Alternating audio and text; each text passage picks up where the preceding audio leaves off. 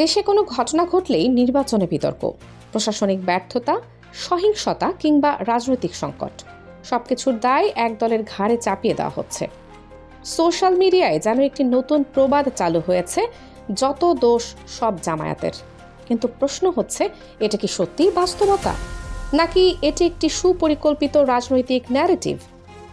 আজকের এই বিশ্লেষণধর্মী ডকুমেন্টারিতে আমরা আবেগ নয়, ফ্যাক্ট, লজিক এবং ঘটনা প্রবাহের ধারাবাহিকতা দিয়ে খুঁজে দেখব বাংলাদেশের সাম্প্রতিক রাজনৈতিক সংকটগুলোর প্রকৃত দায় কার উপর বর্তায়, আর কেন বারবার একটি দলকে টার্গেট করে ভিলেন বানানোর চেষ্টা চলছে।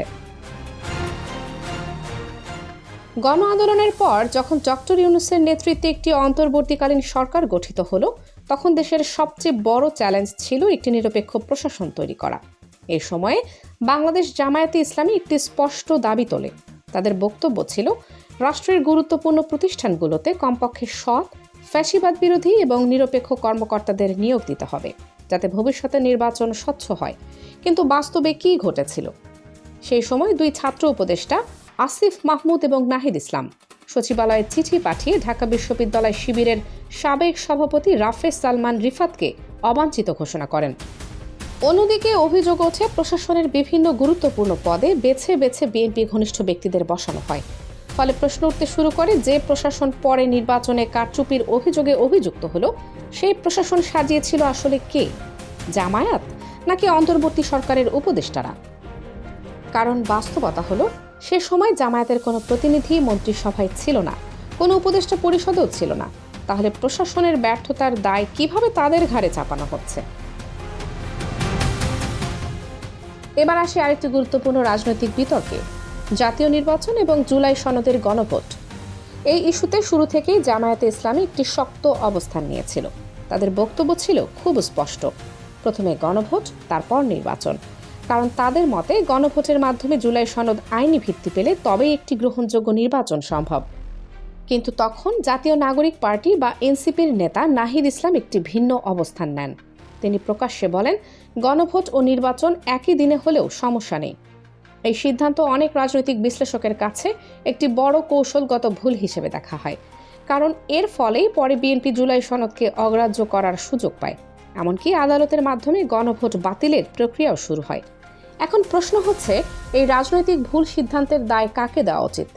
যারা শুরু থেকে সতর্ক করেছিল তাদের, নাকি যারা সিদ্ধান্ত নিয়েছিল তাদের? 12 তারিখ রাতে যখন নির্বাচনের ফলাফল আসতে শুরু করলো, তখন বিভিন্ন জায়গা থেকে কারচুপির অভিযোগ উঠতে থাকে।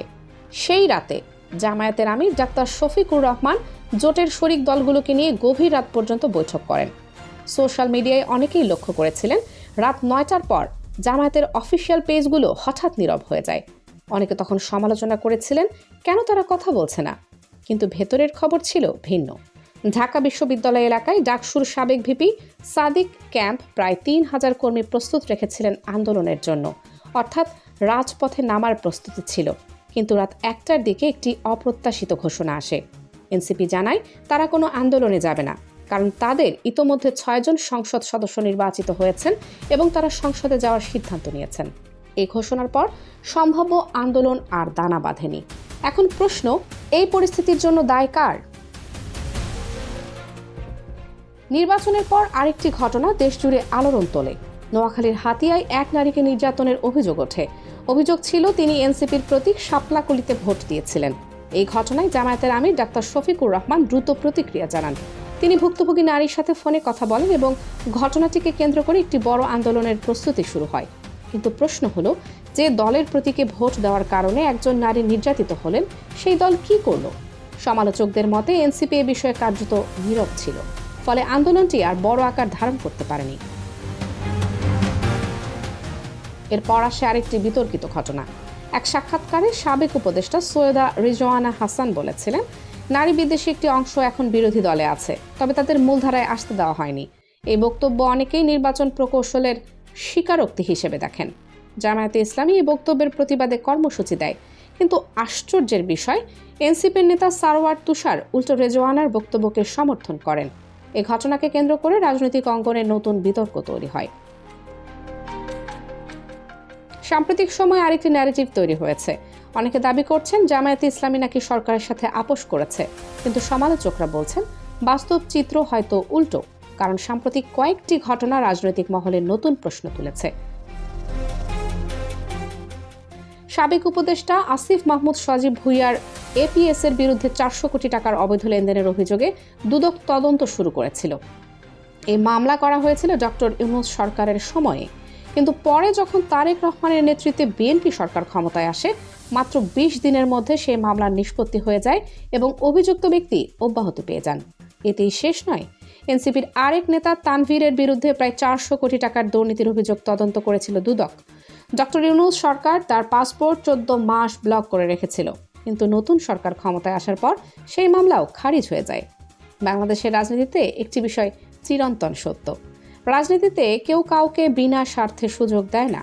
আর যদি শত শত কোটি টাকার দুর্নীতির মামলা হঠাৎ করে মাফ হয়ে যায়, তাহলে প্রশ্ন উঠতেই পারে, এর পেছনে কি কোনো রাজনৈতিক সমঝোতা কাজ করছে? আজকের এই বিশ্লেষণ কোন পক্ষে বা বিপক্ষে নয়, এটি কেবল একটি প্রশ্ন তুলে ধরে বাংলাদেশের রাজনীতিতে বাস্তবতা আর ন্যারেটিভের মধ্যে পার্থক্য কোথায়। আর শেষ প্রশ্নটি আপনাদের জন্য, আপনারা কি মনে করেন বাংলাদেশের রাজনীতিতে আসল খেলাটা কারা খেলছে? আপনার মতামত লিখুন কমেন্টে। আর এমন বিশ্লেষণধর্মী ভিডিও পেতে চ্যানেলটি সাবস্ক্রাইব করে বেল আইকনটি অন করে রাখুন। আল্লাহ হাফেজ।